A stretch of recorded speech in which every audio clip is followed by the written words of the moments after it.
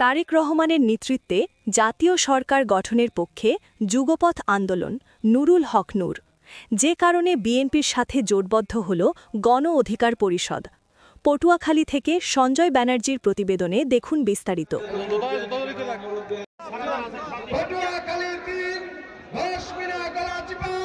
গণ অধিকার পরিষদের সভাপতি নুরুল হক নূর বলেছেন, বাংলাদেশের মানুষের গণতান্ত্রিক অধিকার আদায়, স্বাধীনতা ও সার্বভৌমত্ব রক্ষা, ভিনদেশী আধিপত্যবাদ থেকে দেশকে মুক্ত করার লক্ষ্যে তারেক রহমান বিদেশে নির্বাসিত থেকেও আমাদের সাথে একাত্মতা পোষণ করায় আমরা তাকে ও বিএনপিকে নেতৃত্বে রেখে আন্দোলন করেছিলাম।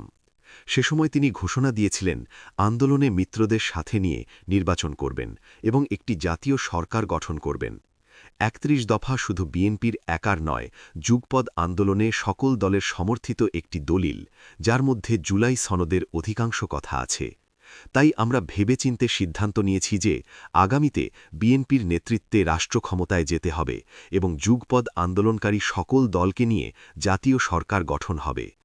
পটুয়াখালীর দশমিনা উপজেলা বিএনপির সহসভাপতি আব্দুল হাই পঞ্চায়েতের সভাপতিত্বে ও কলেজ ছাত্রদলের সভাপতি আবুল বাশারের সঞ্চালনায় বৃহস্পতিবার রাতে দশমিনা সরকারি মডেল মাধ্যমিক বিদ্যালয়ের মাঠে অনুষ্ঠিত সাবেক চেয়ারপারসন মরহুম বেগম খালেদা জিয়ার রুহের মাগফেরাত কামনায় মিলাদ ও দোয়া মোনাজাত অনুষ্ঠানে প্রধান অতিথির বক্তব্যে তিনি একথা বলেন।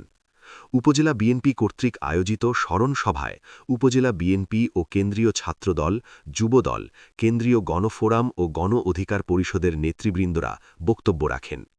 অনুষ্ঠানে উপজেলার বিভিন্ন ইউনিয়নের গণ অধিকার ও বিএনপি এবং অঙ্গ সংগঠনের নেতাকর্মীরা উপস্থিত ছিলেন।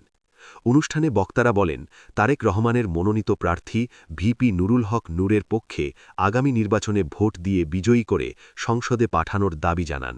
এটাই বড় পাওয়া। আপনারা দেখছেন বাংলাদেশ মুসলিম বিশ্বের ইতিহাসের বড় জানাজাগুলোর একটি হচ্ছে বেগম খালেদা জিয়ার জানাজা।